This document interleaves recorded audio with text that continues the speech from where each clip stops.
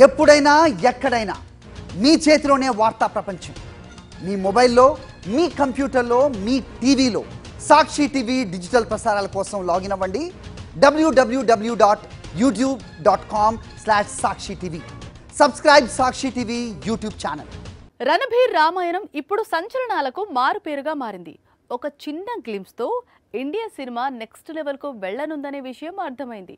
అయితే ఇంత పెద్ద ప్రాజెక్టు మొదట టాలీవుడ్ హీరో దగ్గరికి వచ్చింది అనేది మీకు తెలుసా? తెలుగు హీరోనే ముందుగా శ్రీరాముడి పాత్ర కోసం అడిగారు. డేట్స్ ఇవ్వాల్సిందిగా రిక్వెస్ట్ కూడా చేశారు. కానీ ఆ హీరో వద్దు అనేయటంతో రణబీర్కు లైన్ క్లియర్ అయింది. ఇంతకీ ఎవరా తెలుగు హీరో? రామాయణం మిస్ చేసుకున్న డేరింగ్ హీరో ఎవరు? రణబీర్ రాముడిగా, ఎస్ రావణుడిగా దాదాపు 1600 కోట్లతో రామాయణం తెరకెక్కిస్తోన్న సంగతి తెలిసిందే.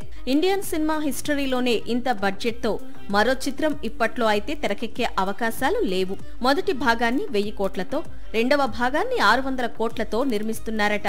అయితే ఇంత పెద్ద ప్రాజెక్టుకు ముందుగా మహేష్ బాబును శ్రీరాముడి పాత్ర కోసం అడిగారట దర్శక నిర్మాతలు. రఘురాముడిగా నటించేందుకు మహేషుడు అన్ని విధాలా కరెక్ట్ అని సంప్రదిస్తే same time Rajamouli movie shooting ఉండడంతో సూపర్ స్టార్ ఈ ప్రాజెక్టు నుంచి తప్పుకున్నాడట. కానీ మహేష్ కనుక ఈ చిత్రం రామాయణం చేసి ఉంటే తెలుగువారికి చాలా ప్రత్యేకంగా మారి ఉండేది. మహేష్ వద్దు అన్నాడు. రణబీర్ రాముడి పాత్రకు ఓకే చెప్పాడు. అలాగే రావణుడి పాత్ర కోసం మొదట హృతిక్ రోషన్ ను అడిగారట. కానీ హృతిక్ కూడా వార్ 2 మూవీ షూటింగ్ కోసమని ఈ ప్రాజెక్టుకు డేట్స్ కేటాయించలేకపోయాడట. హృతిక్ రావణాసురుడిగా నటించి ఉంటే ఈ ప్రాజెక్టు బాలీవుడ్ కు చాలా ప్రత్యేకంగా మారి ఉండేది.